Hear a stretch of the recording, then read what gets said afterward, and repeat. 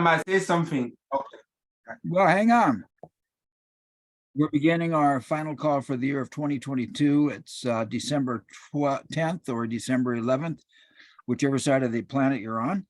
And we're going to do our final reading as far as we get with Grunch of the Giants. You know, it dawned on me that maybe we could just talk about highlights of the year, but we're probably better off sticking to the reading. And if I'm one of these people that love to hear anything that's coming up for you, maybe what we'll do is we'll end the call just a little bit early and maybe go back and invite everybody to talk about what they gained out of the call for the last year. Maybe that might be the way to do it. So we'll break it off a little bit early. John, how are you feeling? Good to see you on the call. What do you expect tonight? I'm feeling great. I've had a walk. It's a beautiful day here in Perth, and I'm feeling grateful. Grateful to be in Perth. I'm grateful to be here as part of the call. And yeah, I really would like to gain more insight into the future and how I can best make a contribution to the future I want. So I think that's what it boils down to. So, Joe, how do you feel and what do you hope to take out of today? I'm feeling a little bit stressed, I must admit. You know, going through a couple of personal losses, one personal loss, and my father's in the hospital. And so this is a pretty stressful time. We're trying to get him the best care possible. So, you know, that's weighing on me, that's for sure. Yeah, I'm just trying to balance as much as I can. But it's taking up a lot of my capacity right now. So my expectation for the call is, you know, to keep moving forward, and I look forward to reviewing what we did this year. It's been an interesting year.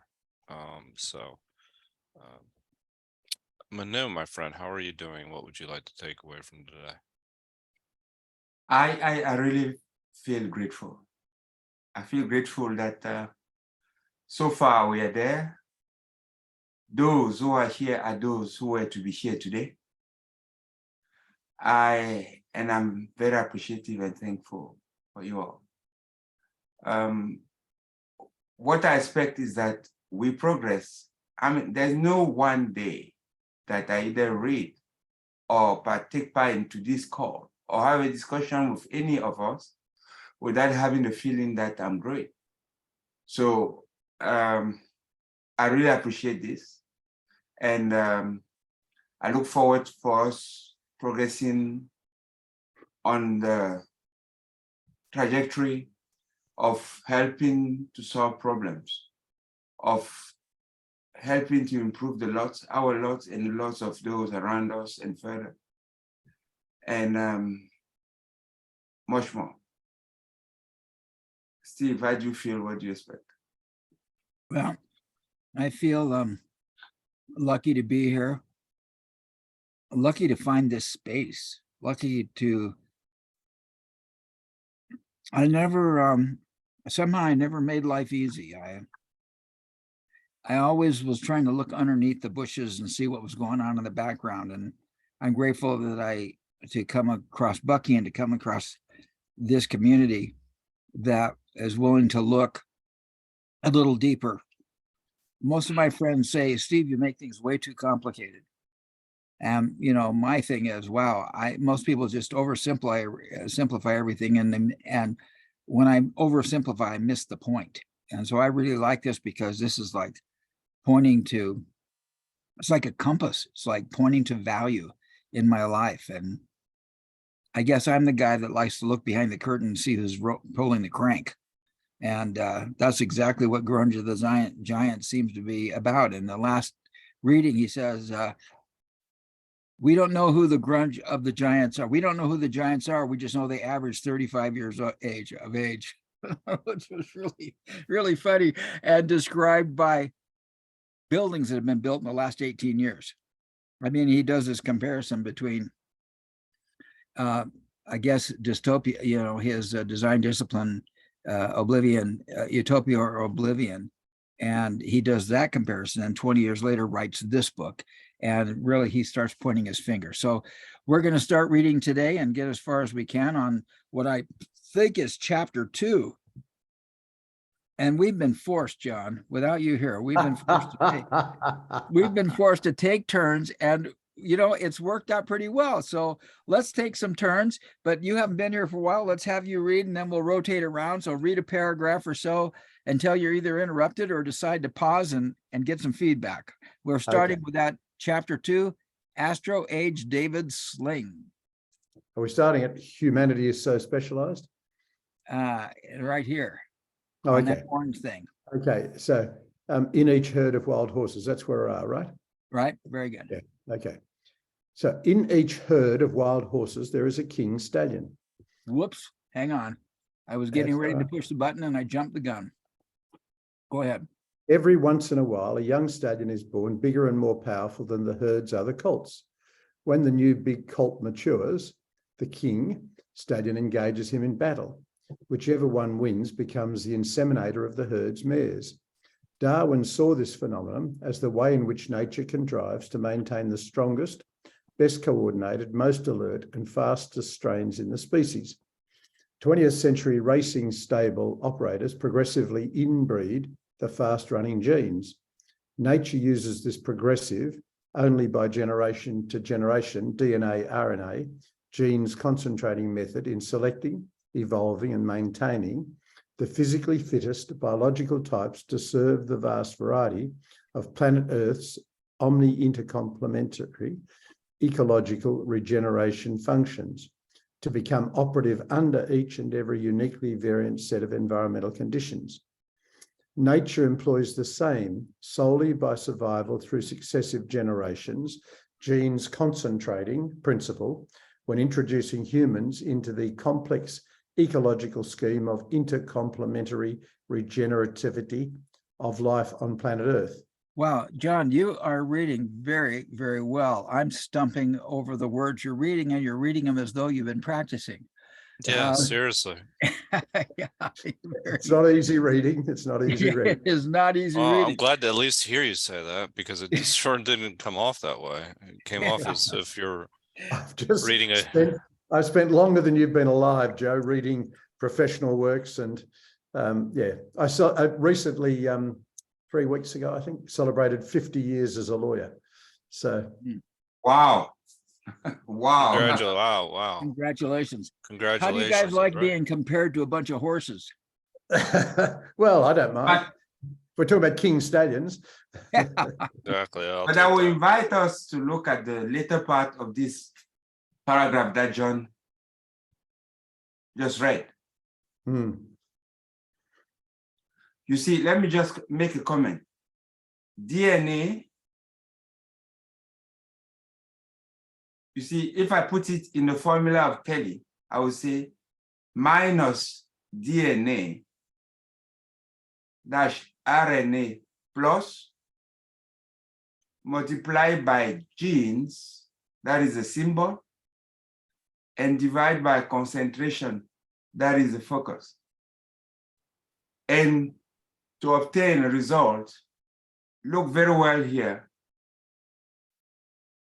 Ecological regeneration function to become operative under each and every uniquely variant set of environmental conditions. That is, they've got to be a boundary. Nature effect changes, not generally, but first on the conditions, specific conditions. Does what I'm saying make sense? Well, you made a formula out of it. Right. Blew I'm my saying mind. DNA and RNA. DNA is like gravitational, is minus.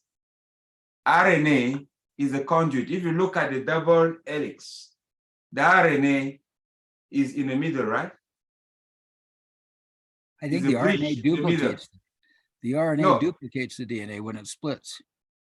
Yeah, but when you look at the representation of it, maybe I'm wrong, but you have a double helix of the DNA like this, like clockwise and counterclockwise, And you have in between the two proteins that are strands like this, like step ladders Right. between the two strands. Do you see what I'm talking about? Look at RNA, DNA, Steve, and see the presentation. I'm going to I do don't it. want to waste time here. You are far better than me into. Well, I'll tell you, I appreciate that. And let's see if I can get my technical things to go. So I'm going to go say, what is RNA? And let's see if we get an answer to that. We got 3 minutes. What is RNA? Let's go for it, shall we? Whoops, I got to share my audio, so I'm doing it this way instead of that way. Here we go, 3 minutes of RNA. The day you get your Clear Choice dental implants makes every day a let's dig in day.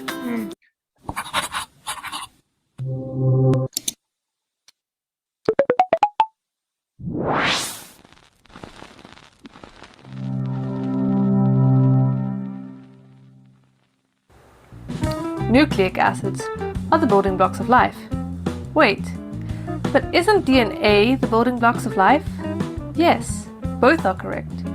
DNA is a type of nucleic acid, and in this video we are going to have a quick look at another type, RNA.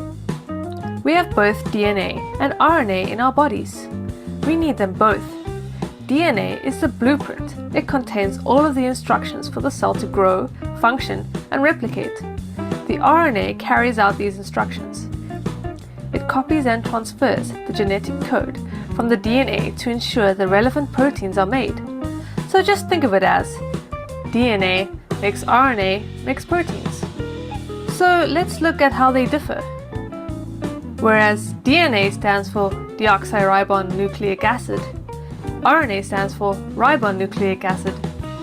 Whilst DNA is double-stranded, RNA is single-stranded. Like DNA, RNA is made up of a long chain of nucleotides. Each nucleotide consists of a ribose sugar, phosphate group, and nucleotide base. RNA has a sugar called ribose, whereas DNA has a sugar called deoxyribose. Look here, RNA has a base, uracil, or U, whereas DNA has the base thymine, or T. So in RNA, C and G still pair, but now A and U pair. We need to know about RNA because we will see it when learning about protein synthesis. We will see these two special types of RNA, messenger RNA, which is known as mRNA, and transfer RNA, which is known as tRNA. We will see the mRNA being synthesized inside the nucleus, copied from the DNA code. The tRNA is found in the cytoplasm.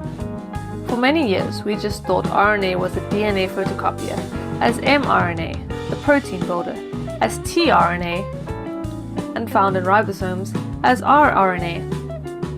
However, RNA can also act as enzymes to speed up chemical reactions, and in many viruses, they have RNA instead of DNA. The RNA carries the genetic codes in those viruses. So there we have RNA. From this video, you should now know about the existence of RNA. It is a single-stranded nucleic acid that has a base U instead of a base T. Well, I'm sorry I played that one. That's complicated. Yeah, It base is. U versus. But I think the message is still there. Google Pharma is expanding in your Say again. Say again. I say the message is still there. Yeah, I think so. The DNA is the code. Yeah. The And then RNA. there's a minus because of gravity, and it's like grounding in. This is That's the part- code. That's The part of RNA is the enabler, is the Yeah. transporter. That's what they will say. So it is the link. It is, I would dare say plus. It's radiative. Yeah. So, It's radiative. what I you agree have, with that. so what I was just suggesting that you have RNA, DNA, and then you have what you call genes. Genes are symbols, isn't it? And then you say locally concentrating. So concentrating is the focus. That's why I put it on the denominator, to have a result, to change, to be regenerative locally. That Right. was the message that Bucky wrote there. Yeah. That was what I wanted to say. I think so. Here's a formula that you were saying. Yeah. He said DNA, RNA, genes, concentrating is 4 things. Yeah. Method in selecting, evolving, and maintaining the physically fitted biological types to serve the vast variety of planet Earth's omni-intercomplementary ecological regeneration function to become operative under each and every uniquely variant set of environmental conditions. Yeah. So generalizing, yeah. Go ahead. No, I don't pretend I understood what he said, but that was just an interpretation. Yeah. Good. Any other comments or questions? I have a comment. Still a little confused, but anyway, I can press on. Yeah, me too. But I do notice that what he's doing here is inviting us to think much deeper than normally, it seems to me. I mean, to say the vast variety of planet Earth's omni-complementary ecological regeneration functions. I mean, you know, he could have just said to make a variety on the planet Earth. But he just didn't say the planet Earth. He describes with 5 or 6 more words what he means by the Earth, or what topological aspect of the Earth he's actually addressing here. What's making all this possible? I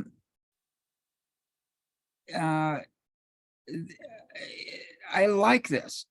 You know, it seems to me that our culture tends to oversimplify things and just stick a word out there.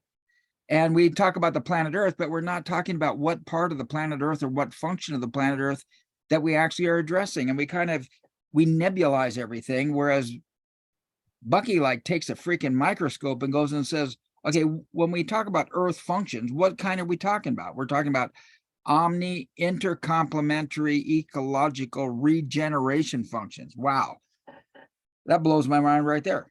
So anyway, I like the depth at which he handles the problem. And I think one of our problems in our culture is we just put a word out there and we suppose everybody knows what it means. So to me, that's the highlight of this situation. Any other comments or questions? Okay, let's continue reading. Joe, you want to read? Don't let John intimidate you, dude. It's already too late. Just, It's already too late. Just go for it. What, I think we're at wow. I think we're Well, right. nature that's undoubtedly. Chris. Yeah, that's Chris. That's Yeah. correct. All right. I should almost try and impersonate your voice to actually, while nature undoubtedly initiated the installation of humans on planet Earth with semi-giant leaderships, she had eventually disclosed to humans through direct experience lessons that human muscle is not as compared to as to the competence of the mind-directed brain. Forgive me. Yeah. I acquired one of the most important of my life's working assumptions when I undertook to answer my own 1927 self-questioning. Why have humans been included in the design of the universe? My hypothetical answer of 1927 was, and as yet is, what impresses me most is the experientially demonstrable fact that all living organisms other than humans have some organically integral equipment that gives them some inherent physical advantage in coping with special environmental conditions. A plant that can and does thrive only under dense Amazon River jungle conditions, a bird that can fly beautifully while in the sky, but which cannot divest itself of those wings while awkwardly walking, the fish having equipment to extract oxygen from the water that dies out of water.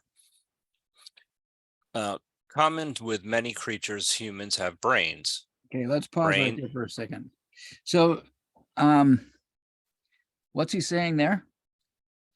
He's saying that human muscle Adaptability. is nothing. Yeah, to mind-directed brain. I can mind direct my brain. I think that's what his punchline is saying. And he's talking about all these physical attributes of all these creatures, but somehow, common with many creatures, human have brains. So I think that's kind of his point. What do you think, guys? I think it's more generally, kind of pondering of why human. Yeah. have- Yeah, And design, like how humans can design, essentially. Yeah. Yes, That's but what I first, do. why? why are we even here? Yes. Why did creation include a human mind in this whole because thing? it's looking at what role. You say everything else is adapted to very specific conditions. I think he's going to answer that question, in what Yeah. follows. Yeah, in fact, I hadn't thought of that, Manu. How different would the universe be without a human brain, without human beings in here munging it up? Huge. Well, that, well, I'm gonna be careful on that, because that is true, but that's one of the things, and in reading Faust, the idea that that we have reason, the ability to reason, Right. has actually Creative made things problems. worse, created problems, and But to- I don't necessarily, I don't know. It's a gift and that's where utopian and oblivion actually kind of comes in. What do you Yeah. want to choose? Yeah. Okay, let's go on. I think he's going to answer that question. Sure. Brains, All right. I'll read for a while if that's okay, a couple paragraphs. Brains of humans and other creatures are always and only coordinating and memory storing the information reported to their brains by internal and external sensing devices regarding each special case systemic experience. Wow, what a mouthful that was. But humans are given minds access to objectively realizable mathematical principles whereby humans can produce their own wings to outfly all the special case integrally winged birds. In addition to their brains, humans have minds possessed by no other known organism. Comments or questions? Question about special case systemic experience. Okay. How's that? Systemic. He says Yeah. special case integrally winged. Special Well, case. that part I get, actually, integrally linked. Oh, I see up here. Birds, but I don't know what he means by systemic experience. Okay, Like- Joe, let's just take it from what he said before. He said that, you have all of these principles that are operative everywhere in every special case experience, everywhere, right? So Right. those are principles. So there is no experience without any boundary. Okay. If there were no boundary, everything will cancel out and it will just be no material. You agree to that? Yeah, Yes. sometimes, Manu, you're as confusing as Bucky is. So Right. I'm saying if there were no boundary, there's no form without boundary. Let me put it that way. There's no There you form go. or structure without boundary. But if And you're he's saying that him saying systemic experience means a bounded experience, which makes it a special case. No, he said, look at, he said, but humans have minds, access to objectively realized mathematical principle whereby human can produce their wing to act. No, that's not it. Where is it that he was It's talking right about? here. This is the main Okay. one. He said brains of human and other creatures are always and only coordinating and memory storing the information reported to the brain by internal and external sensing devices regarding each special case systemic experience. Right. And you were saying boundaries, and I'm saying because it has a boundary, it's in a system. Having a system creates the boundary in which the experience occurs. No, I'm saying each special case has a boundary. That's what I'm saying. Well, and that's because it's in a system. Yes. Is what I'm and saying. That system creates the boundaries. Yes, and vice versa. Yeah. See, this is important to me because it comes So, down to the because- idea. Yeah. ahead. Go ahead. System and and boundaries are dual, because remember that as soon as you put energy, you create space. And in that space, energy will flow. Energy flow according to a structure. Yeah. Do we agree? Joe, you seem to be. I'm kind about of getting it. Yeah, no. I'm getting it. I'm just trying to think of it in terms of universe too. Anyway, but I'm getting it. Okay, Manu, do you want to read think from I am. Weightless? Okay.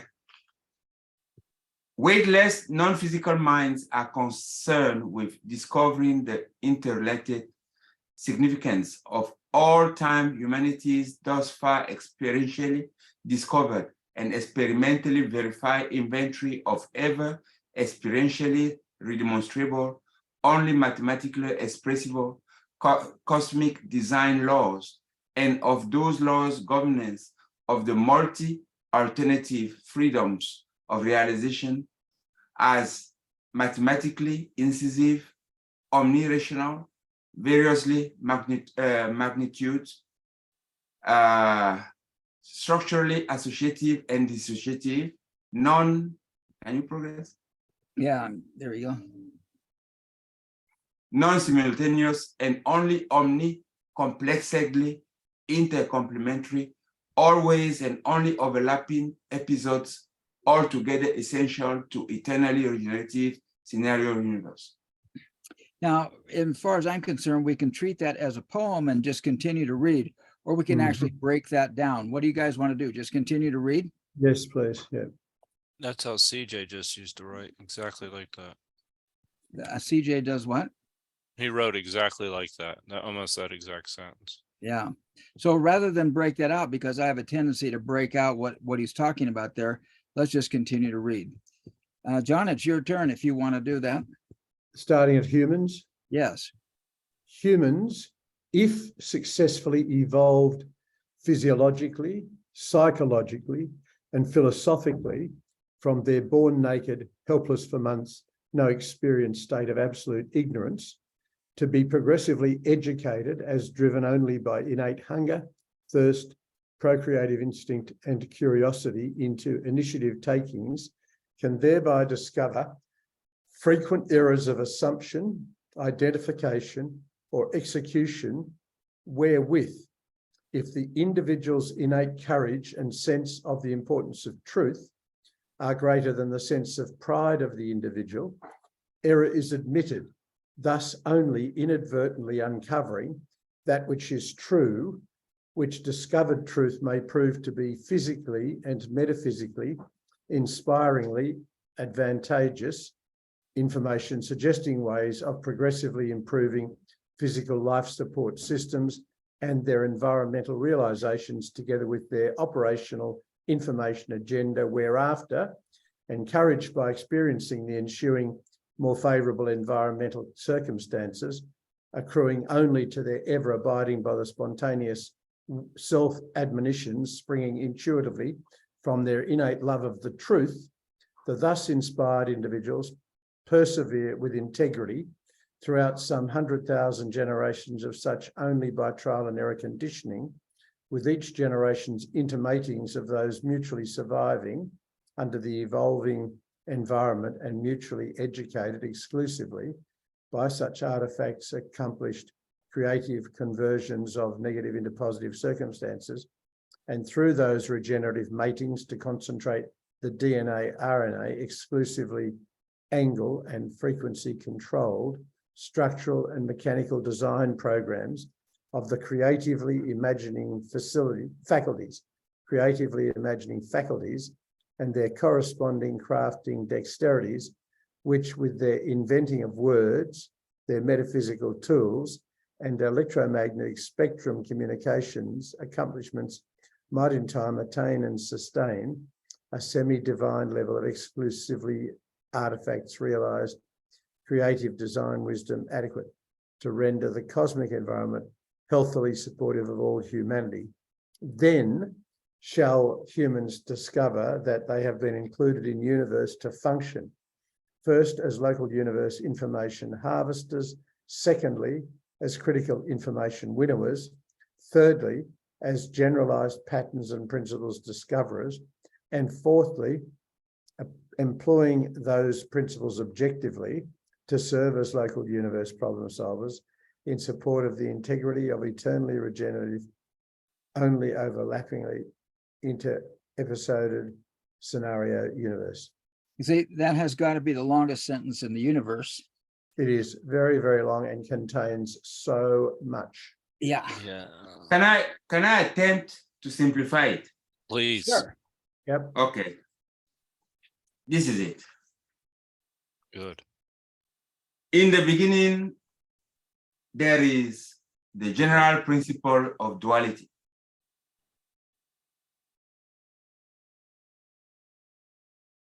So there is the brain and the mind. The brain function is only of storing and retrieving special case. The mind function is to relate.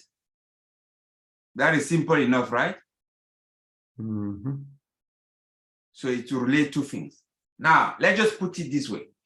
If you have a container, the very first time you just put the first two things. It's simple, isn't it, right? You can find it. Okay? You can remember why they were there and how they looked. When you put four, because you always put two at a time, you put something and it's empty, always.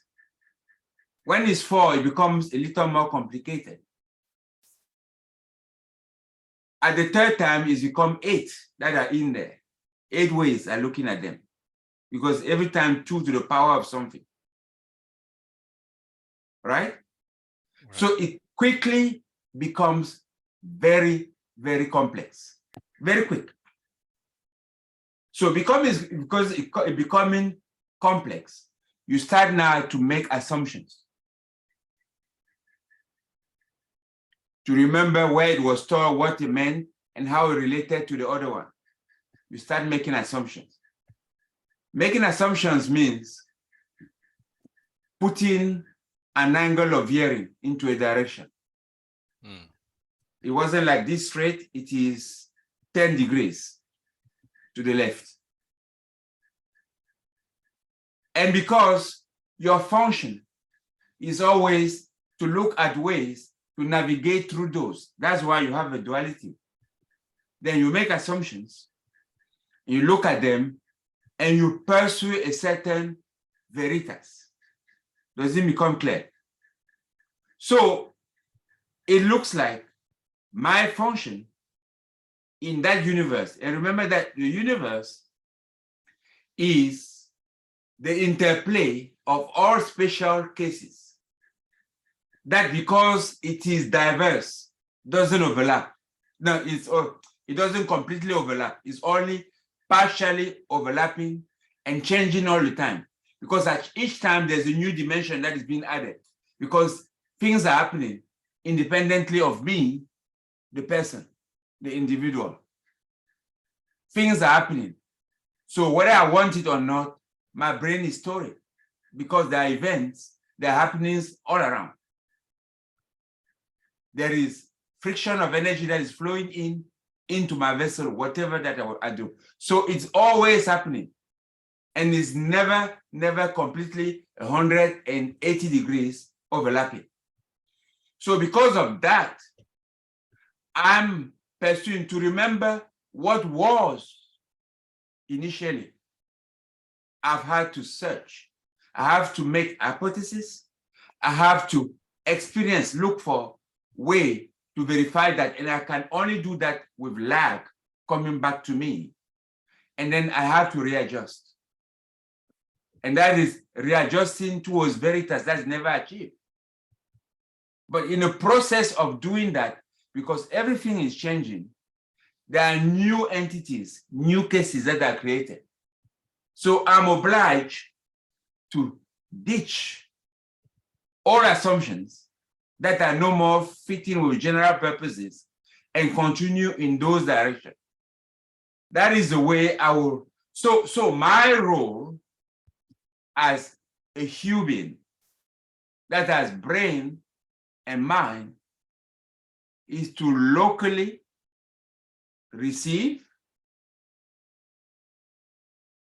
to store, to winnow, and to transceive. Transceiving meaning sending in a certain direction, isn't it? You just don't send it out. You are sending in a certain direction. That is, you are adjusting your hypothesis and sending information.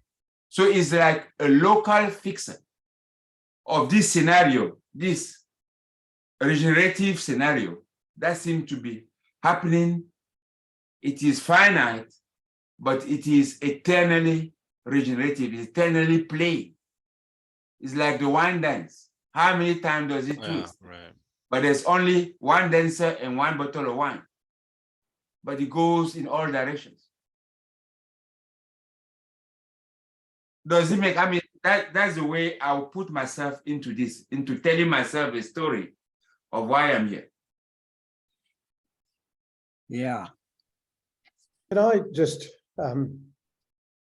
I think I understand Jumanu, and I think it's simpler for me if I just look at history.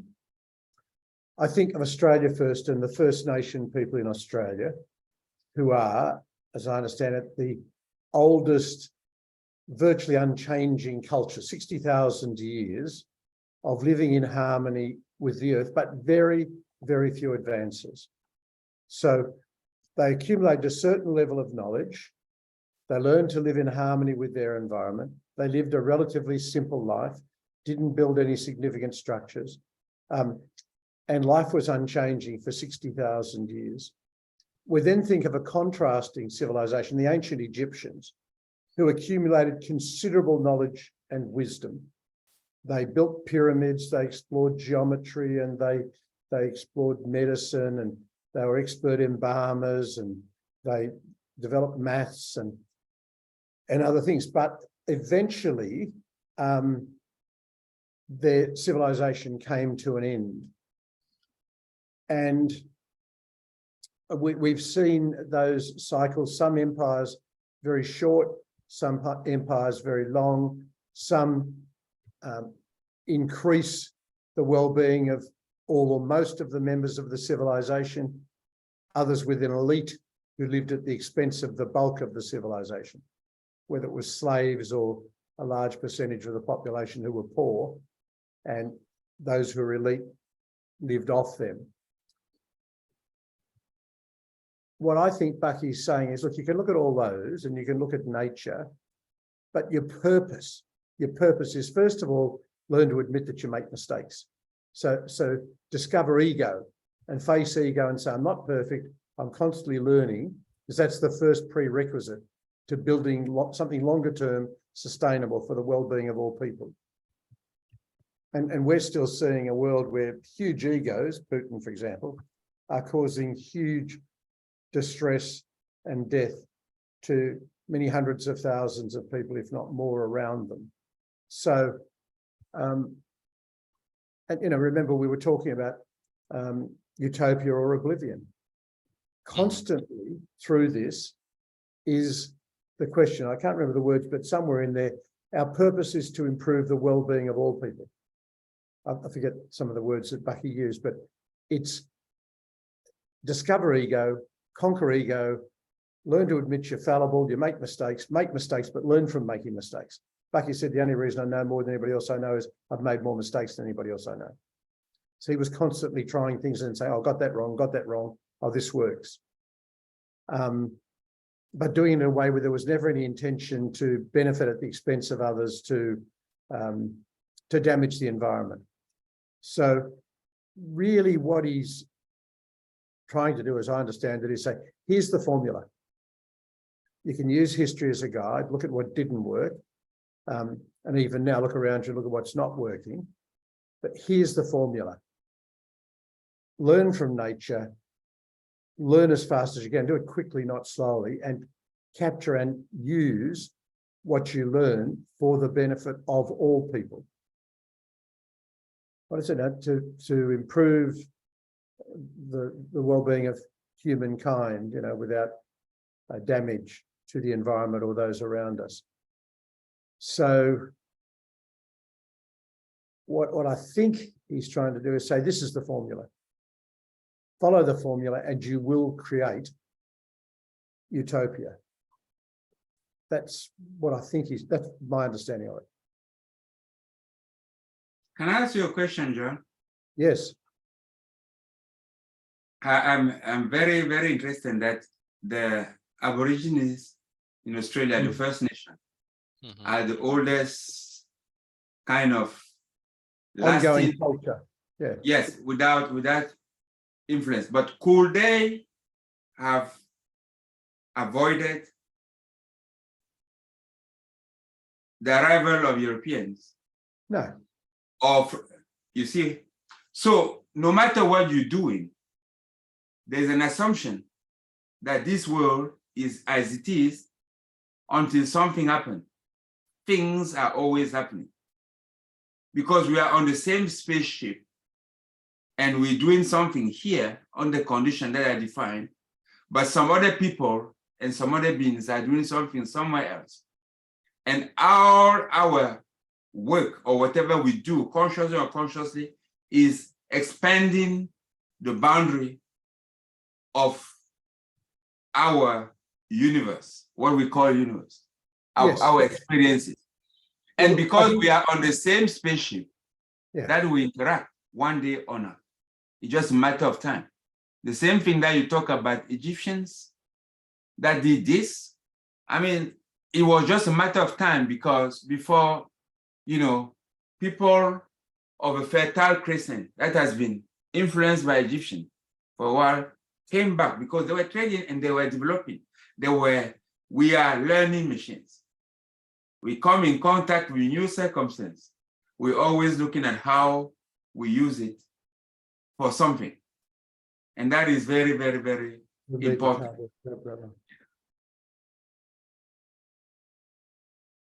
Cool. Can I just say this? I think you're right, Manu. I think you're right. I think what Bucky's saying is it's not the purpose of the universe for us to have an unchanging culture for 60,000 years.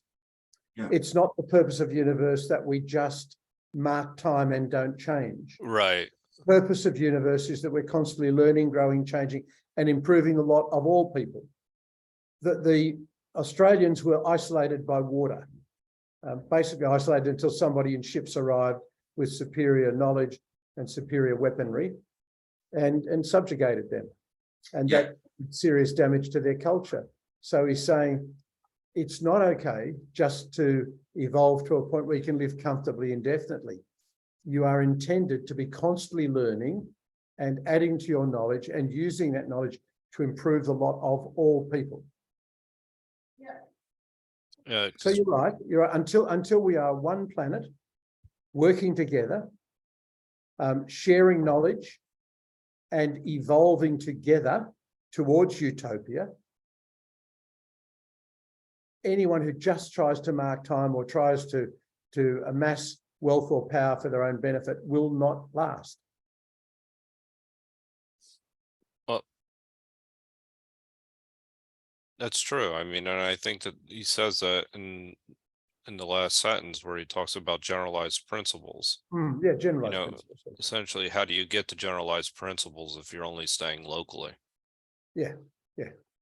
I mean, which is his first point, where he's saying that they're information harvesters.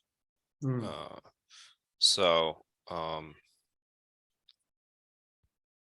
then you get the regenerative.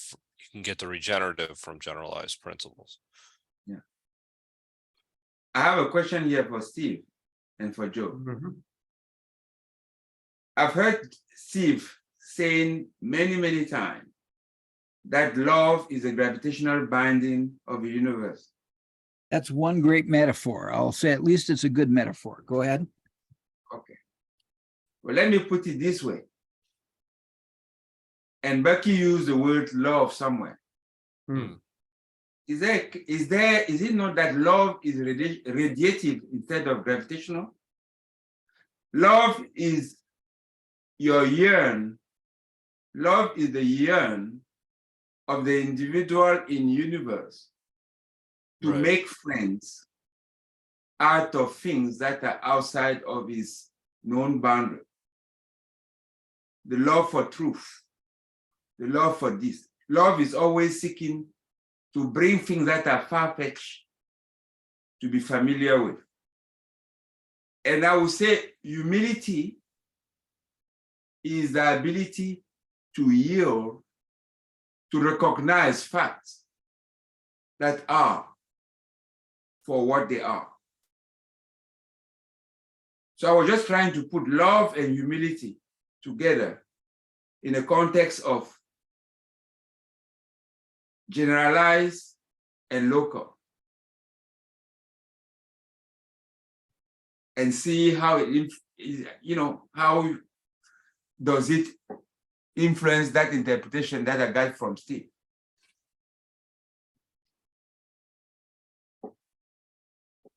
Is it more confusing or does it make sense? It makes sense. Yeah. I keep looking back at that complicated paragraph and going, wow.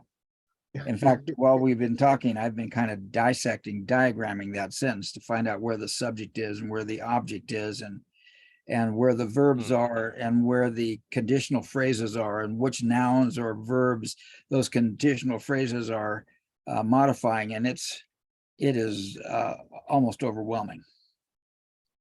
You know, I've broken it out over here, but it's very arbitrary and needs some pondering. You know, it dawns on me that Bucky probably spewed that sentence out in about as long as it took for us to read it. It rolled out of his brain. Oh yeah, that was just a stream of consciousness. Yeah, that's just, he was just putting it out there the way he saw it. Holy crap. The only thing is, I'll say question to you, to Manu and Steve, I guess love for truth, what does that mean? He actually brings that up in the conversation. Truth is what he is in my simplest definition. What it is. Truth is what is. I agree. Yeah. Okay. You remember James Brown song, Steve?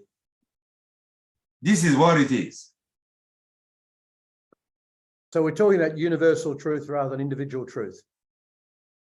Yeah, truth is what it is. Yeah.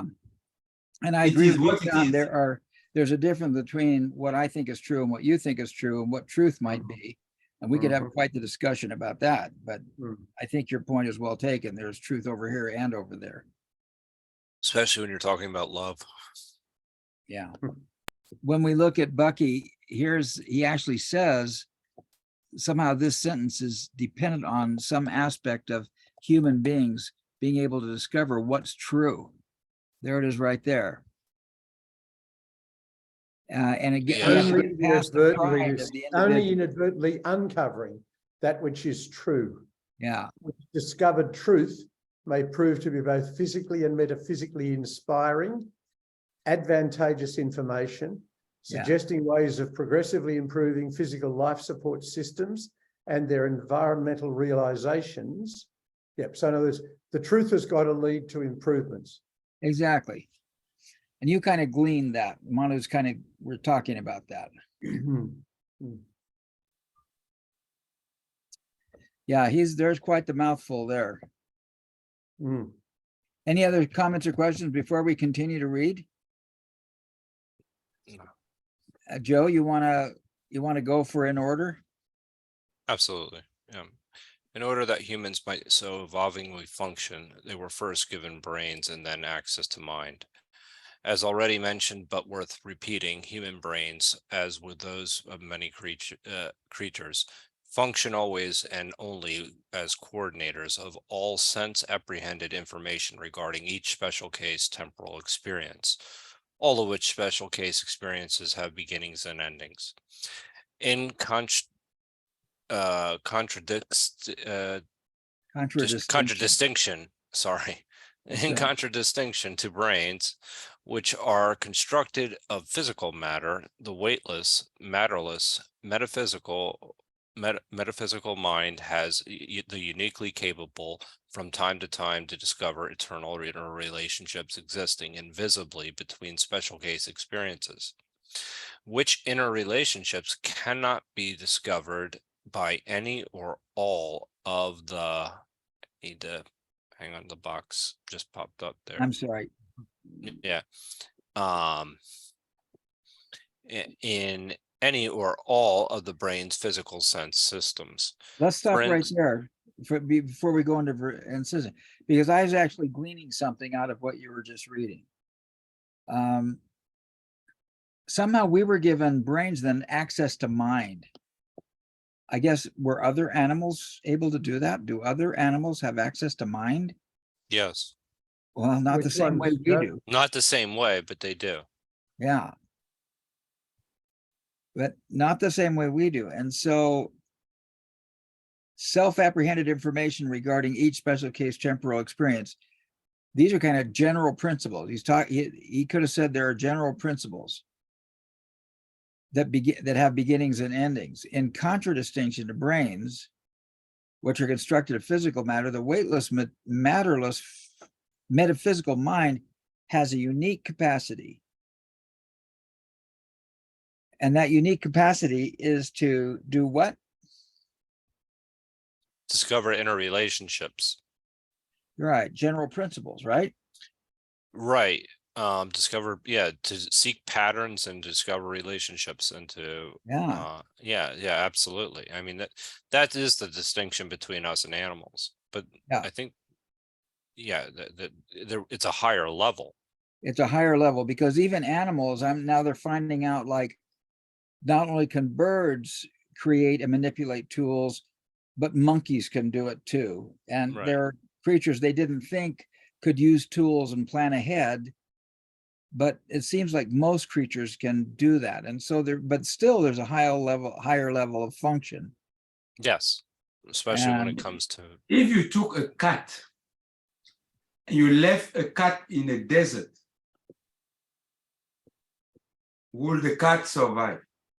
Unlikely. yeah, and if the cat I'm had seen questioning Lawrence if I of would Arabia, survive.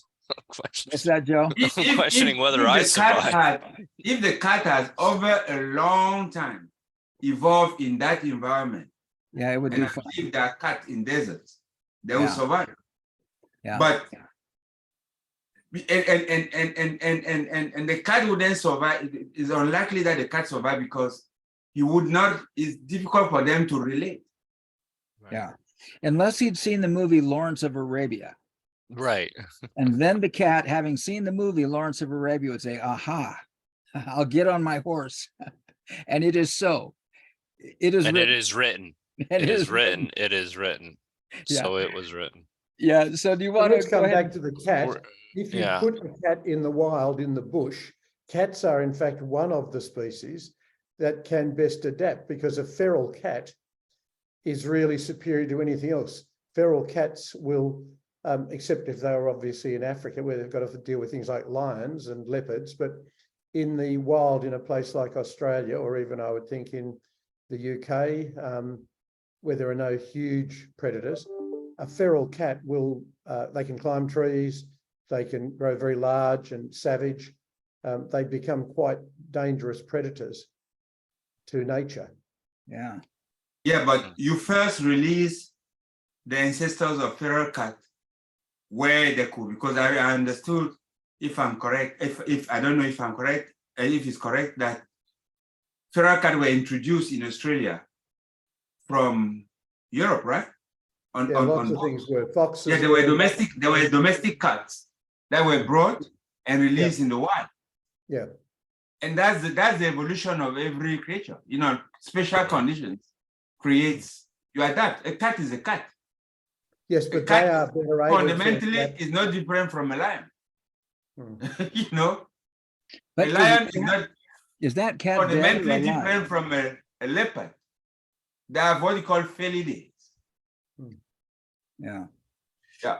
We won't bring up Schrodinger's discussion. Okay, having discussed these, having discussed these, let's go ahead with the for instance, Joe, if you want to continue reading, for instance. Sure. For instance, the mathematical law governing gravity's invisible cohering not only the sun and its multiple millions of miles apart planets as discovered by the weightless and invisible conceptual thought relaying from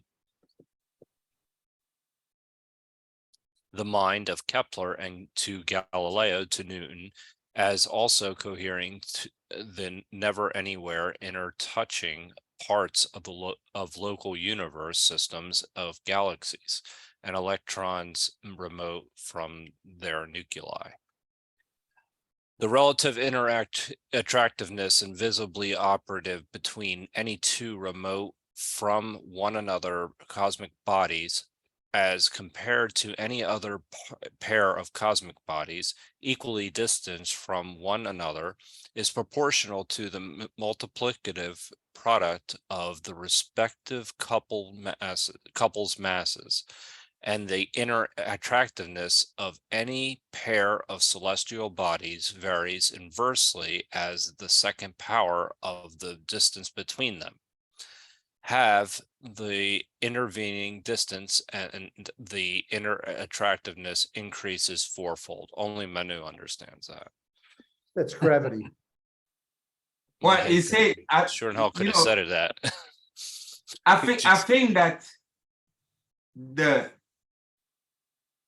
single most powerful principle that anybody can take away in understanding what Bucky said is that of duality.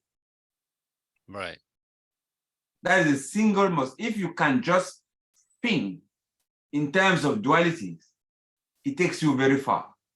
The second thing that is in terms of what he's saying here is that everything is spherical, changing. It is never like one pulse on one body and the body just goes. Influences that we're talking about are multi-stranded, that are coming together and meshing. Is always multiplicative. It is a sphere influencing another sphere. Electromagnetic of one and electromagnetic on the other, and the two interweaving in a complex way. So it's always a multiplicative effect. That's what he's saying here. So you understand duality, and you understand that the influences are exponential. It takes you very, very far. Yeah, and brings up something else here that, I mean, it's kind of like he's talking about the Newton's inverse gravity law. Half the intervening distance and the interactiveness increases fourfold. That's a lot of information stuffed into one of the shortest sentences he has in this book. So Half the intervening. he's saying a lot there. Yeah, that's what he's saying. 1/2 times 1/2 is 1/4. He said half the intervening distance and the inter-attractiveness increases fourfold. Just illustrating what he said. Yeah. Well, I don't understand. So you have a multiplicative. Remember that is divided by d square, right? In the Newton formula. You say the force of attraction between two bodies of mass m1 and m2 is a product of a mass divided by the square of the distance between the nuclei. Right? Yeah, so here's the inverse square law right here. Yeah, but look at. Yeah.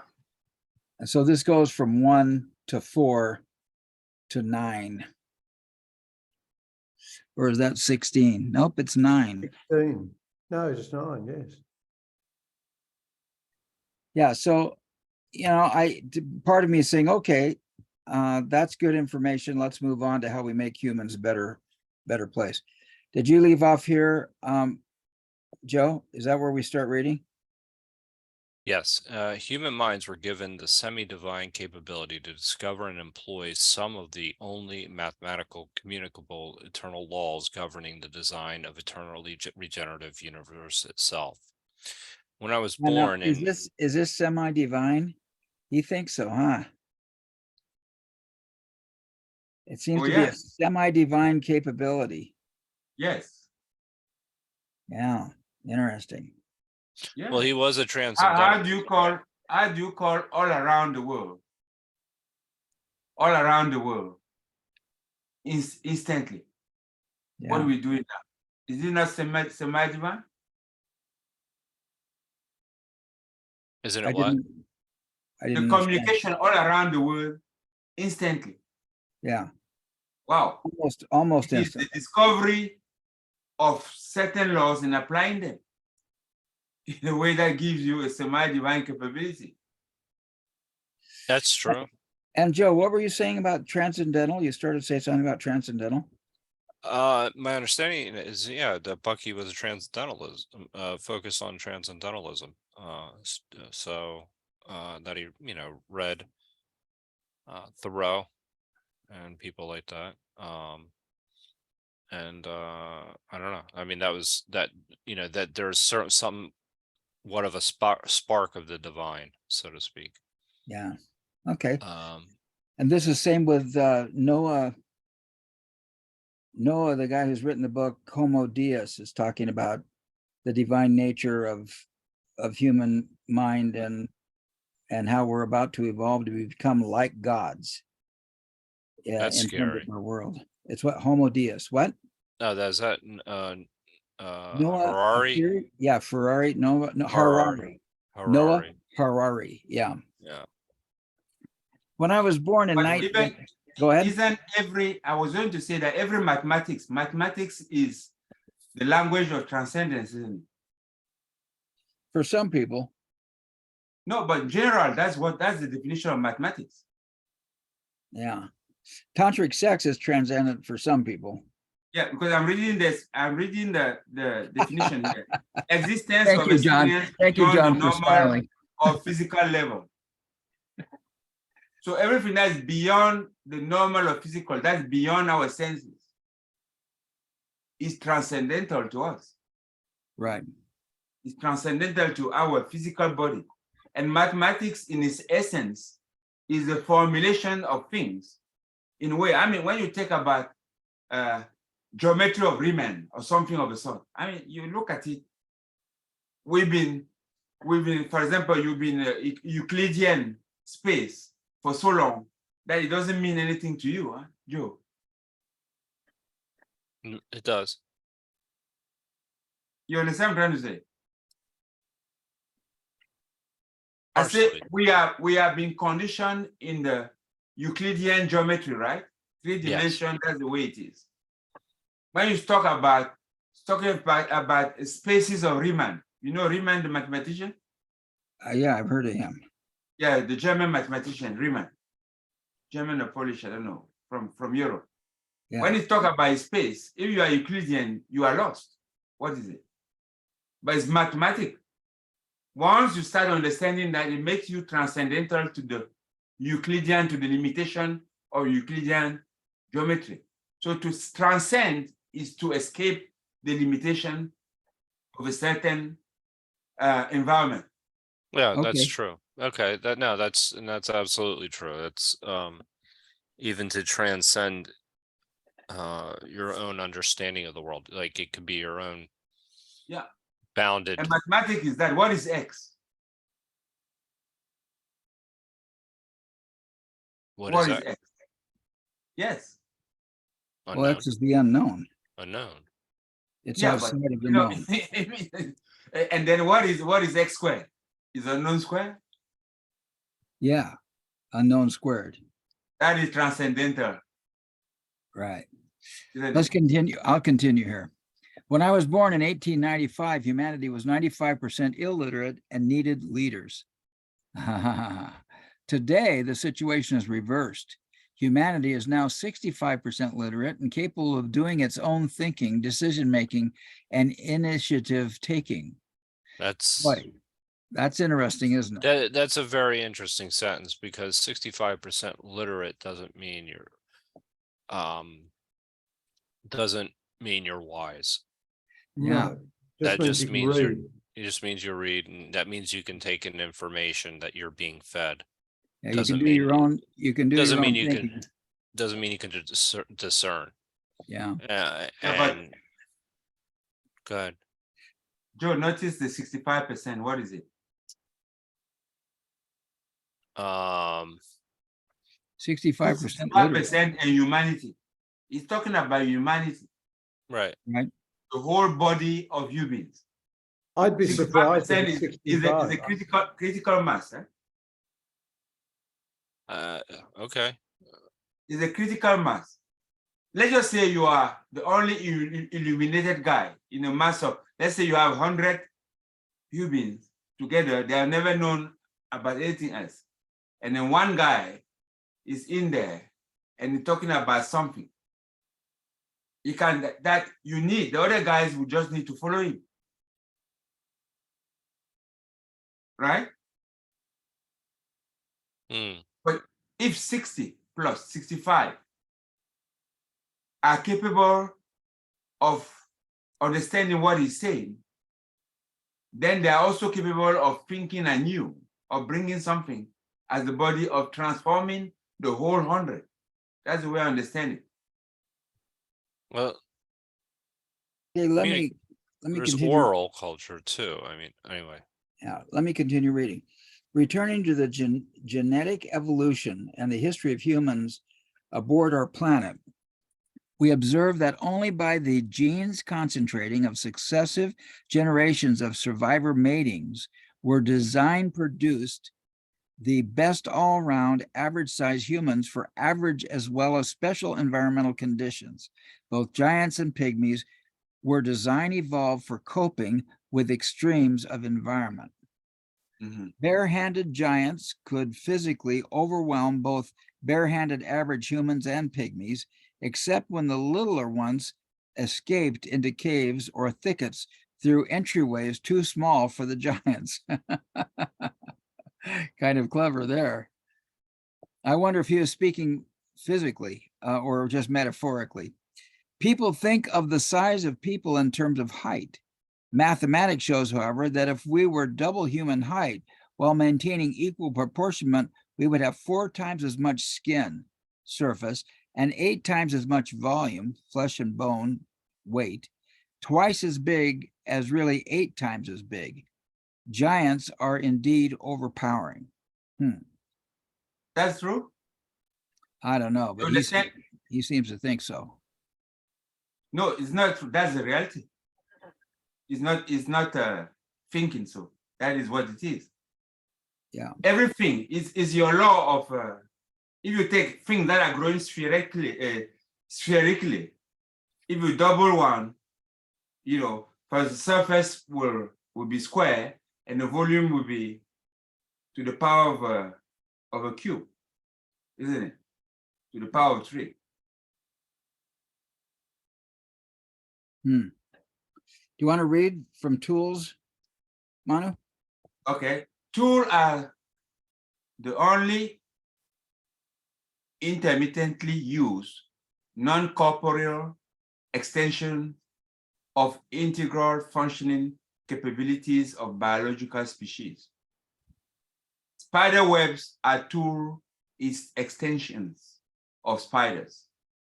Nests are short-term tool extension of birds, whose regenerative function occupies only a minor fraction of their lifetime activity. In order to be light enough to be able to fly, the bird must physically separate out all those of their overall essential lifetime functions not continuously required in their survival and development. Momentarily containing both embryo and nutriment, eggs are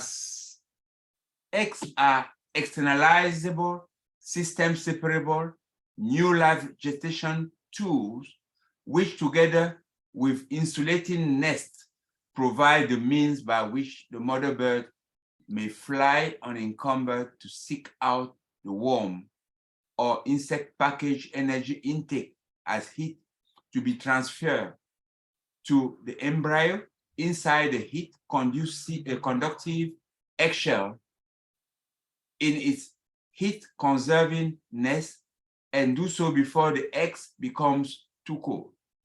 Later, she brings the worms and insects directly to the hatched chicks themselves, secure in the heat conserving nest and environmental controlling tool. Wow. Yeah. What is mind blowing to me is the way he brings up how the nest, a bird's nest, and the egg, and the environment where the worms are. It's in this idea, you know, usually just my Western me thinks of a bird. I think of a pretty picture of a bird, but he just shows the bird in the system, and that the bird is not complete unless it has a system. Right. And how complex it is. I mean, like the time when they brought in the frogs to get rid of the mosquitoes, and all of a sudden they had too many frogs, right?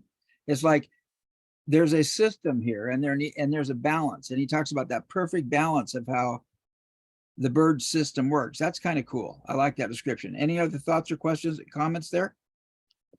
I think there was a problem, and it shows how nature solved the problem. Yeah. Yeah. The problem is that's that an of important point. survival of birds who spend most of their time in the air, flying. Yeah. So under those conditions, what is the best in terms of our survival? How do we solve this problem? And Yeah. that is the way they solve it. I like the way the egg is the system that the bird sits on. And then when the chicks come out of the egg, the system expands, but it's still there. It's just operating differently. You know, contradistinguish it to mammals. You understand what I'm trying to say?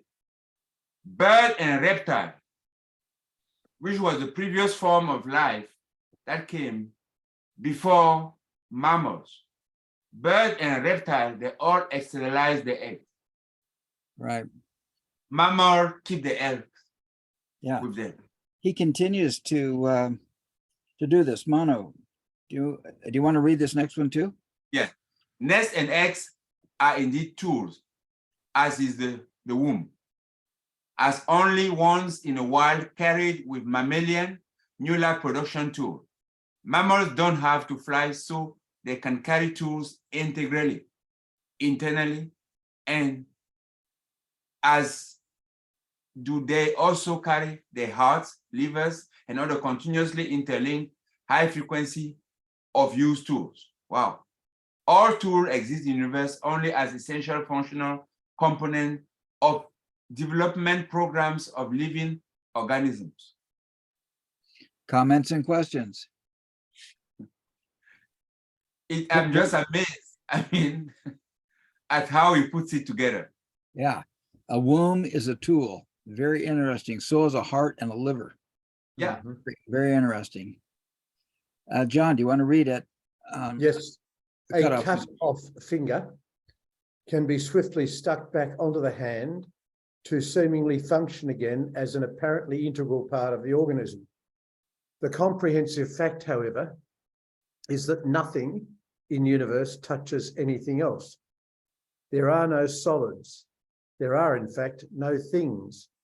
There are only complex, critical proximity and frequency unique event aggregates interoperative in pure principle.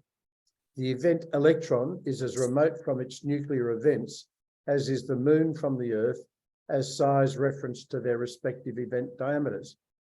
Wow. Yeah, wow.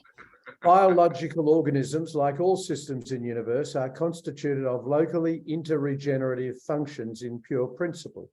So too with all species. Humans have a vast range of overall essential functionings whose frequency and duration of use can be developed either as integral or non-integral, inorganic or organic, tool extensions of their pounding, cutting, scratching, marking, formative or transformative and transportive functions of survival and development. Sounds like tuning. Simple tool inventing, such as picking up a stone to throw in self-defense, requires only the brain's instinctive functioning. Almost everywhere, stones lie ready to serve as heavier fists for powerful but only occasionally needed punching, pounding, or smashing. Mind, which alone comprehends the complex interaction of principles, is required to anticipatorily invent stone-throwing slings, spring-loaded catapults, or bow and arrows archery. Tools of self-defense or aggressive warfare, called weapons, frequently embody principles that can be constructively rather than destructively employed.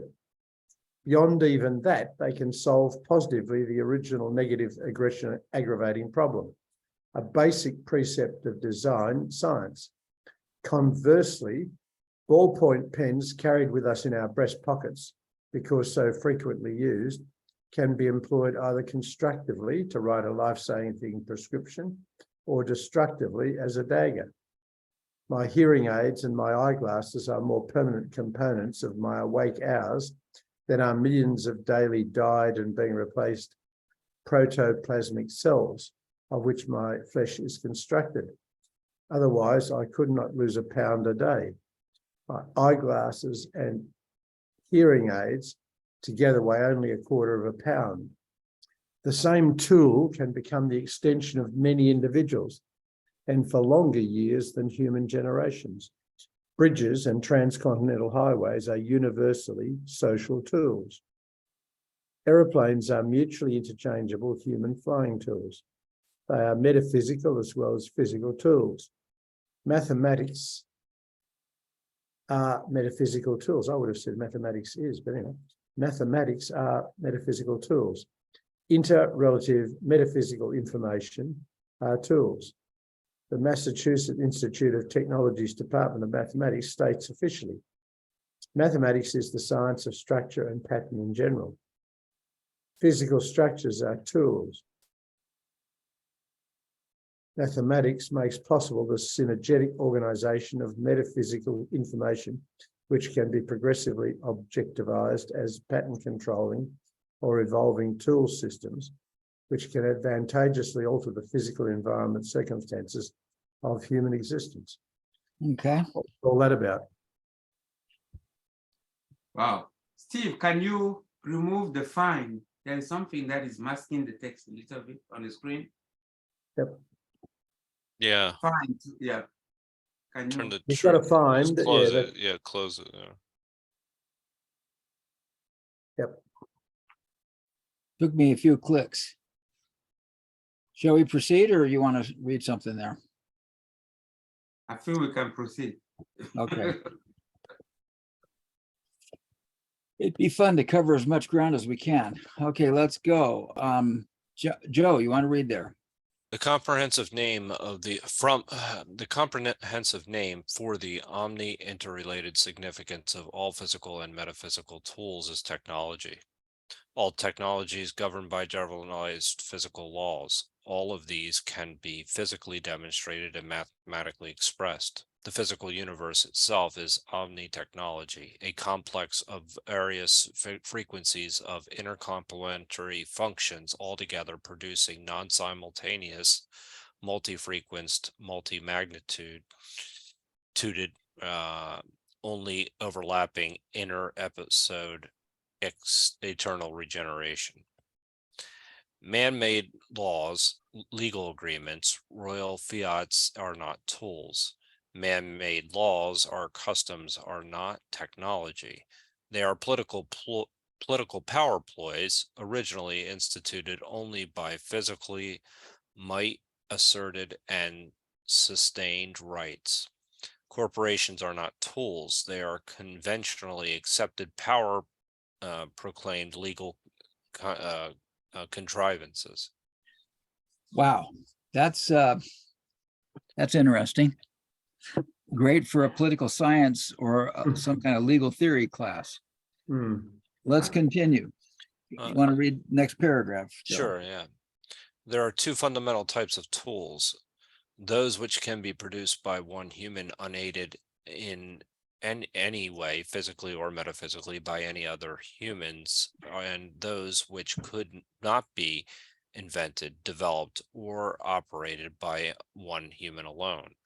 The latter, multi-human involvement tools, are the industrial tools.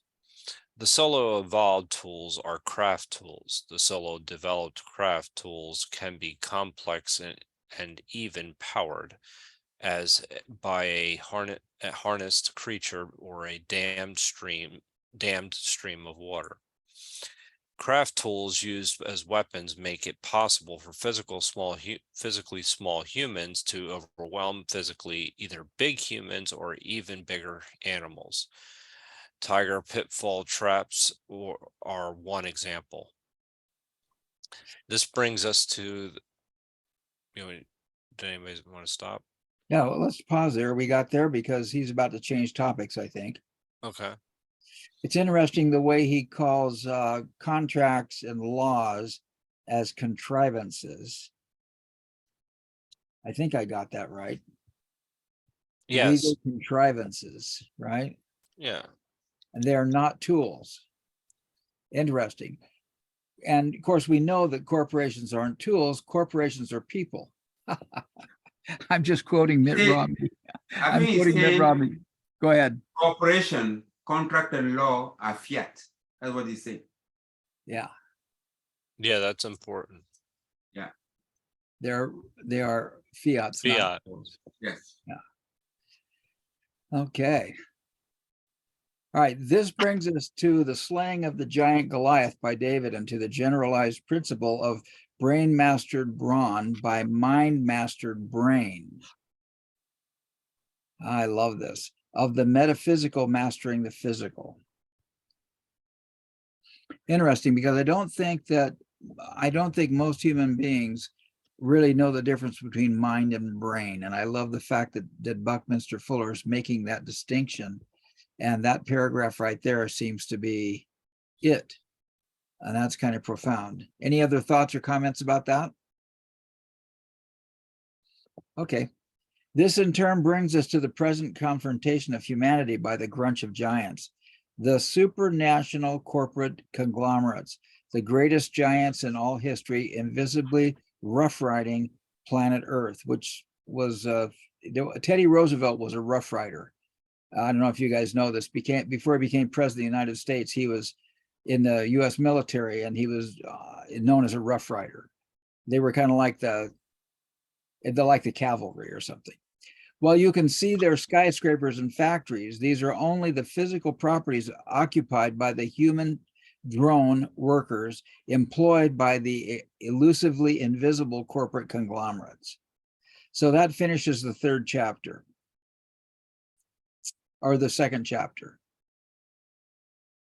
And he's about to discuss this whole concept of David and Goliath being the giants, and perhaps David's confrontation with Goliath perhaps becomes the Grunch of the Giants. Who knows? He actually said what Grunch was earlier above in the book. So I think it's 9:30. It's in my clock, and that means we're about an hour and a half in. Maybe it's a good time to close here. I would like to find where he defines Grunch. Does anybody remember what Grunch is? Great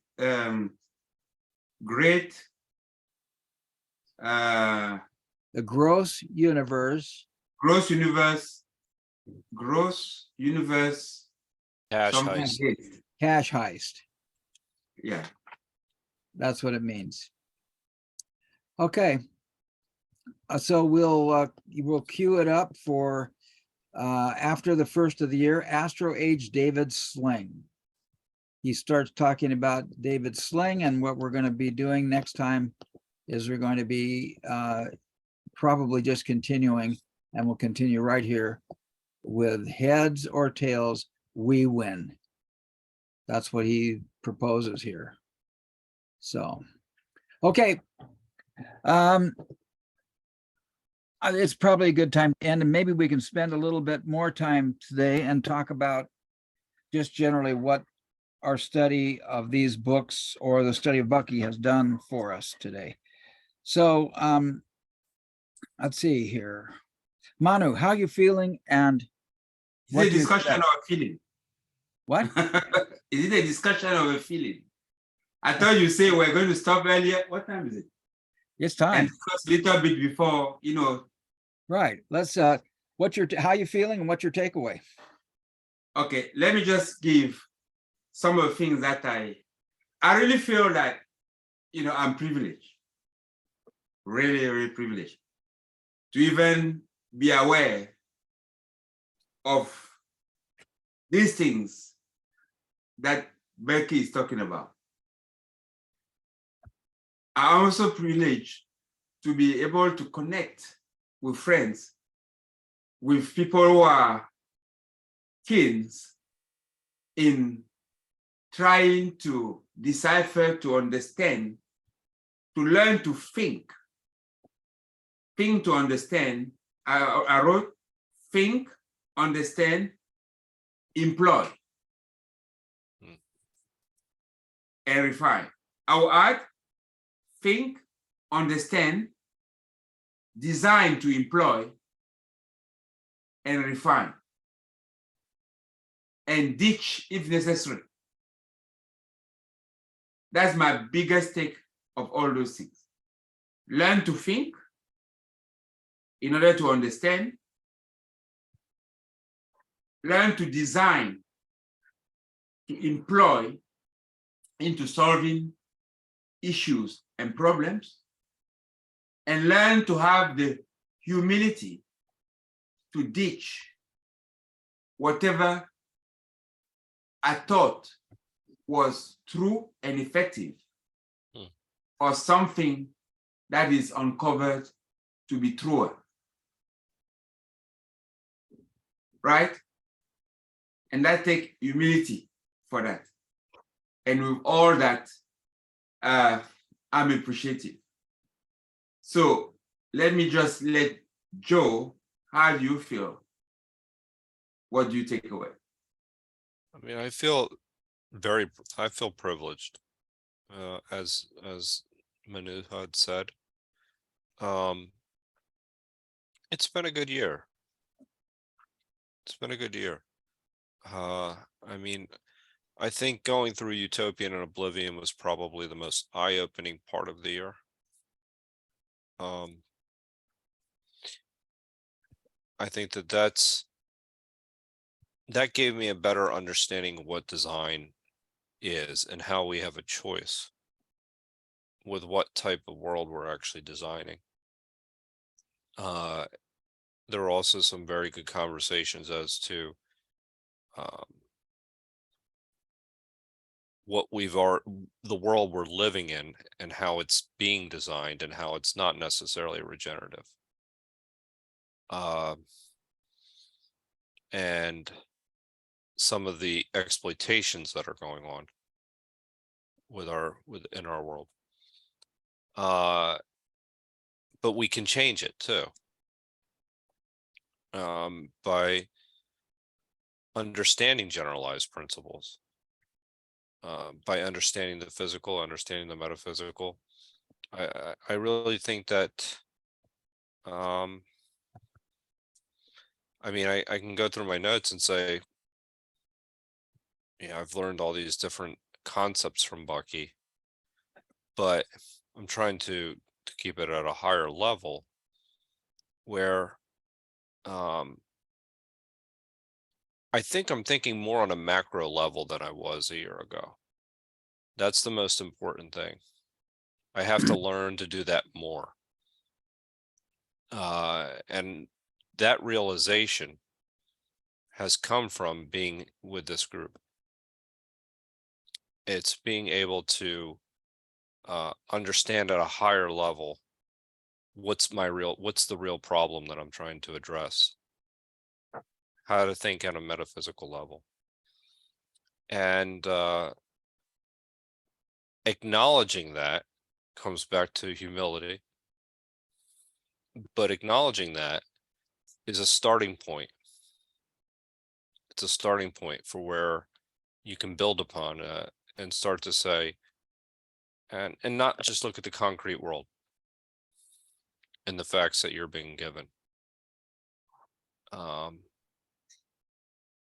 You know, that's been my biggest takeaway from the year. There's been a lot of, I think we really made a lot of progress in some of the practical applications in certain sessions, especially sometimes on Wednesdays.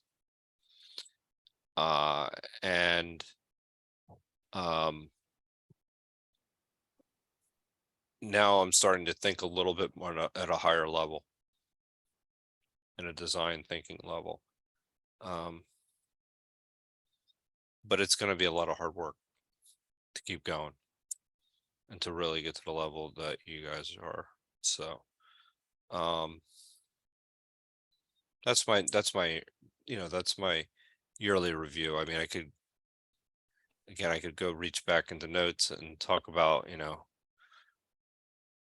the principles that we learned in Utopian or Oblivion, but I don't think regurgitating what we've talked about in the past would actually do justice to what Steve is asking us here. And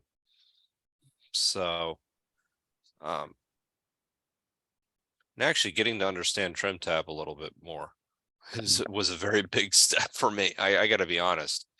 If I had to pick one thing this year that I learned about, it's really starting to grasp that.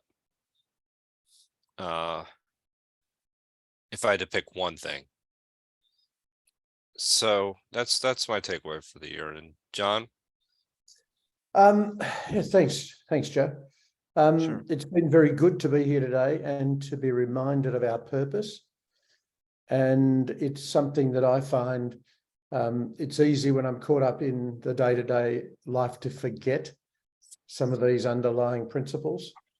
And I've certainly had a significant number of challenges this year at various levels. And so if I can keep reminding myself that my purpose is to seek to learn and apply the learning and grow and to solve problems for the benefit of those around me. So it's a really good reminder at the end of the year that we are designed as problem solvers. We are designed to make mistakes and learn from the mistakes. And we are designed to do so in a way that benefits not just us, but those around us, contributes to a better world. So it's quite a responsibility actually to carry, because it is very easy to get caught up in what's happening, and especially if it contains challenges. So I think it's partly shifting the focus, shifting the filters, shifting how you see things. Oh, great, here's another challenge. This is a chance for me to grow stronger, wiser, do something worthwhile. Sometimes tempted to think, oh, can't I have a rest from challenges for a while? Can't I have an easier path? But don't think that's why we're here. Don't think that's the intention. So I'll keep making mistakes and learning from them, and hopefully benefiting those around me in the process. So yes, that's how I'm feeling at the moment. A lot going on in the head and a lot going on around me. So thank you all for your contributions. Thank you all for making me welcome as a part of today. And as I say, a very useful reminder, very timely. So Steve, how are you feeling? What do you take out of today? Well, I'm really grateful we all made it, John. I'm glad you saw it as a priority before the end of the year. I'm going to not be on this call for a month, and to not have you fresh in my memory would be really, would be sad. You've been a major contributor. We've had Anne contributing regularly, but she kind of dismissed herself with a bunch of stuff going on for end of year and what's going on. She's excused herself, and Julian's been here a couple of times. Yeah. And has contributed quite a bit. And so we have a little core of us, and I'm delighted that those of us who are here tonight showed up. Thank you, each one. I'd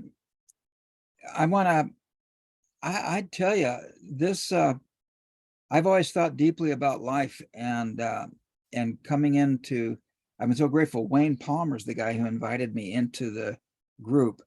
And I'm so grateful that he did, because I've always thought deeply about things.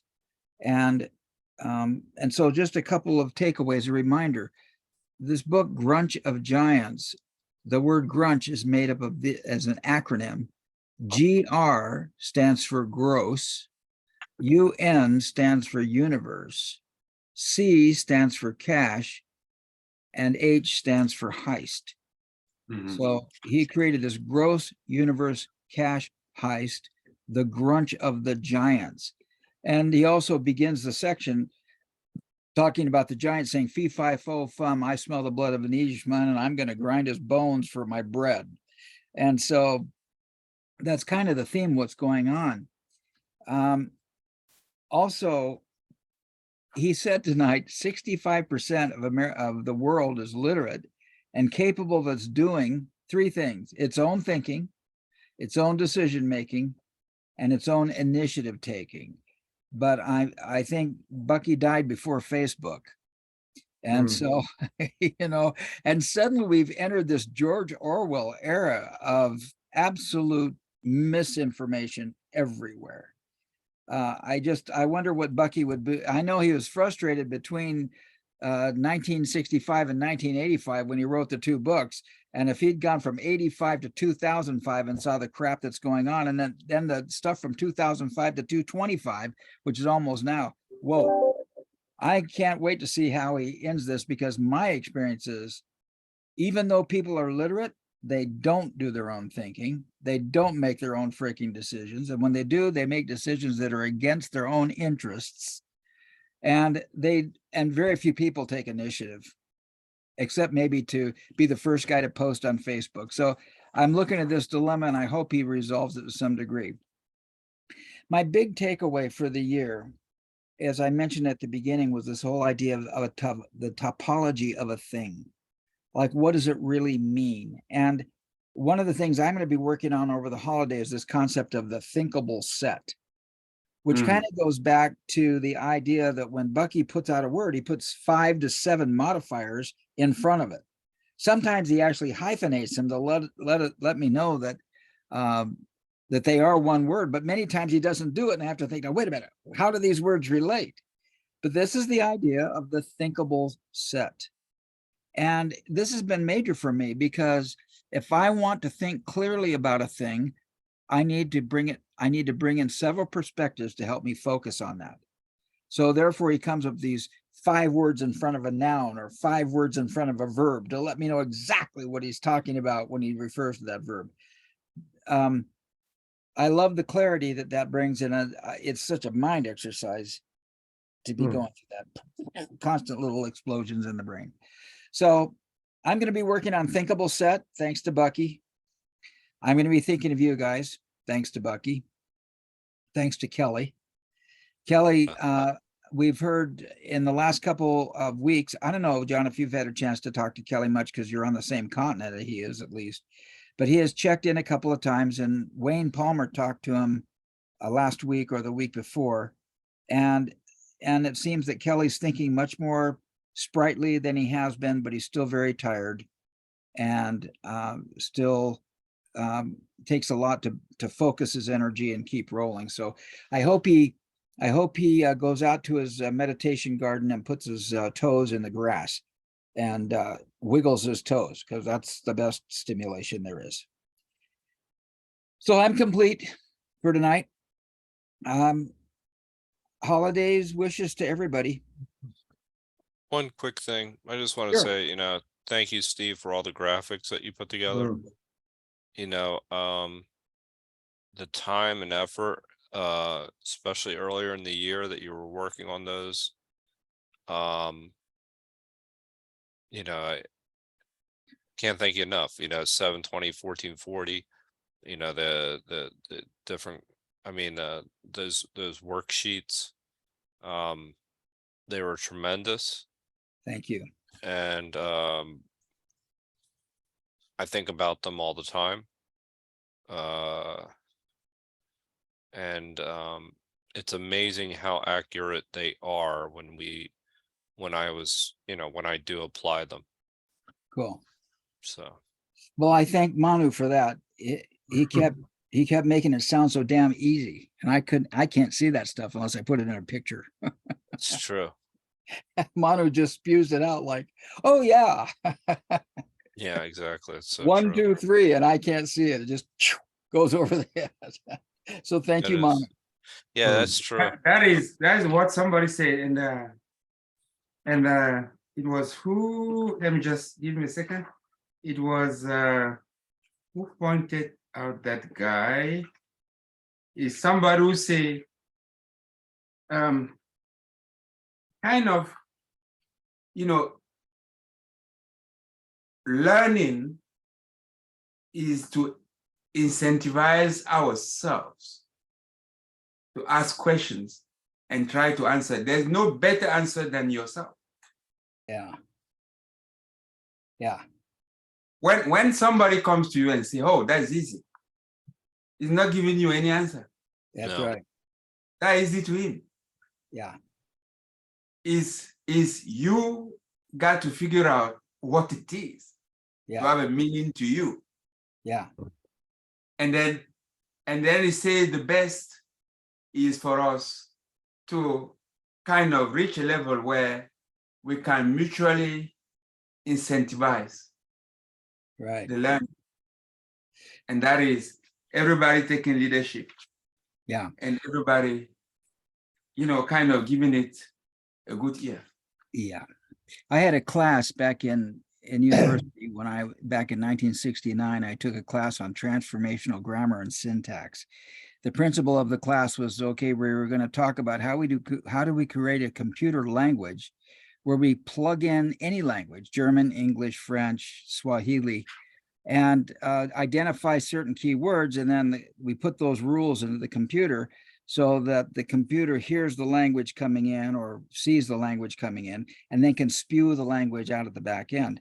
And the whole concept of transformational grammar and syntax was bankrupt by the 60s. And I took this class in 66. This is when Noam Chomsky just started to come in and started talking about genetic, how language is related to evolution of the brain more than it existing in and of itself as something outside. But I remember this class, the guy was the dean of linguistics department, and he said, well, he says, I could get up here and teach you all about transformational grammar and syntax and how computers work. But he says, we've been working at this for 50 years and nothing works. So he says, so we're just going to start over again. And he went over on the board and he put down there, Jim runs. And he put his feet up on the board and says, what does that mean? How do we dissect that? And boy, there were people in that class that were so freaking pissed off because they wanted to learn the rules, right? Manu, they wanted to go, give me this, give me this, give me this. And they could have learned all those rules and never understood what the problem was. And in fact, that's where the science was in 1966. It was bankrupt. Yeah, The science went nowhere. it still is. Yeah. But education is bankrupt today. Yeah. And this is, I don't know who, if it were you, Steve, or Joe, who refer Dr. Russell Ackoff. Yeah, Oh, I did. It was Joe referred me to it, and I brought him up. And that Okay, was listen to this. I mean, this is a few things I get from me. He said data, information, knowledge, understanding, and wisdom, the increasing value. And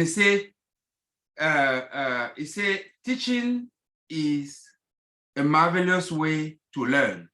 That's right. And talks about system thinking is to enable students to learn how to learn, and then to motivate them to do so. To enable a student to learn how to learn and to motivate them to do so. And it's also talk about, it says changes in the field are never produced by experts, but by outsiders looking at the field. That's right. And he said a problem are an illusion. Let me put it together. Problems are an illusion. Problems don't really exist. Because things, events, are what they are. A problem exists in our perception of things. And he say they don't exist. A problem is to reality what an atom is to a table.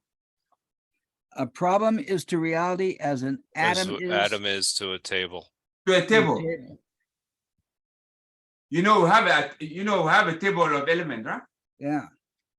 We have uranium, all of these things, carbon. But what does it mean? So a problem is to reality what atom is to a table. Mhm. And they say reality is a system of problems. A problem is an abstraction of reality. Right. See, the problem we teach people to solve are illusion. How to formulate the mass and solve it is by design. You say how to formulate the mess and solve it is by design. Only through design can we dissolve problems. It doesn't say we solve problems. It says we dissolve problems.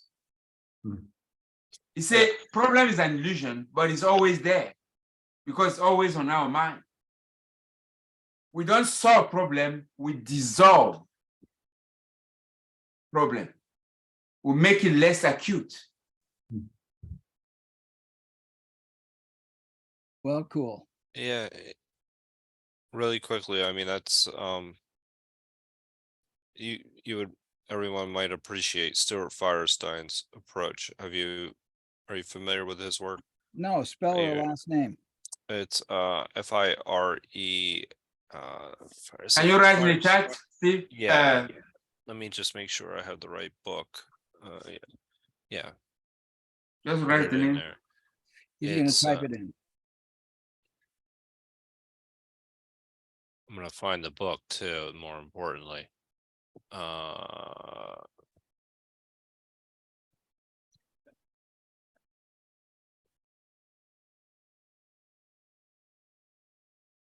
That he wrote a book called Ignorance. And it's the whole premise that is that it's learning is being able to ask a question. It's not being able to come up with answers. He goes, things stop with answers. And that's and he said, what he teaches when he used to teach at Columbia, he would teach what people didn't know. And he would say what problem, he'd bring in professors from various departments. And he would say, tell us what you're working on. Tell us why it's significant. Tell us what happens if you aren't able to answer it. Tell us what happens if you are able to answer it. But again, it's more about teaching people to question things. He says, we hand people a textbook, they take a test, they regurgitate facts, and they think that's all there is to know about the human brain. Yeah. And he teaches neuroscience. But Russell Ackoff is getting at the same exact thing, essentially. Yeah. I mean, the same thing is like you're learning by teaching, but teaching in a way,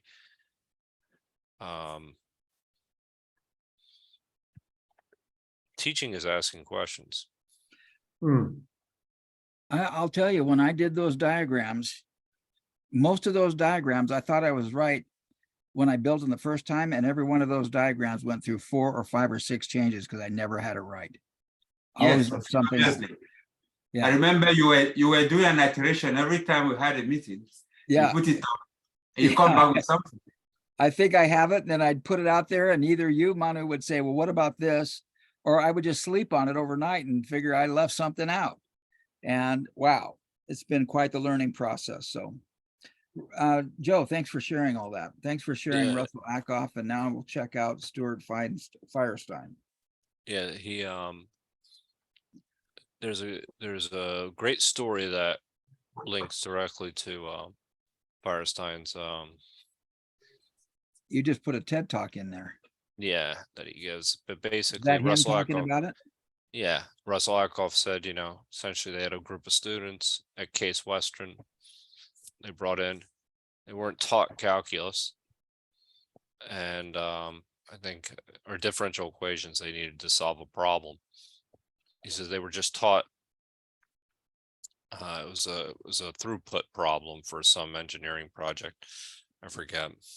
And he said, they said, well, we don't know this we don't know differential equations. He says, well, there's the book. If you have any questions, come ask me. And all the students figured it out. And basically, not only did they figure it out, but they all tested out of the first 2 years of math at Case Western University. Ah. But basically what they did is they learned to refine their ignorance. Yeah, cool. Anyway. Well, I'm refining my ignorance in this call. All right. Yeah. It is interesting that in society, in most societies, a child who asks questions Yeah, is equated to being a little bit stubborn. a nuisance. Yeah, we are definitely not taught to ask questions. No. Yeah. Question is challenging. It's perceived as challenging the authority. Right. But we're meant to encourage them. Yep. That's what it's about. Yep. The yearn thank to you. learn. Okay, must go. Thank you all. Stay safe. Enjoy your end of year and new year. And I'll see you all next year. Same. I'll see you all next year. Stay healthy. Thank you everyone. very much. God Awesome. bless us, Appreciate everyone. love. Bye-bye, Manu. See you Wednesday. All right. See you. We still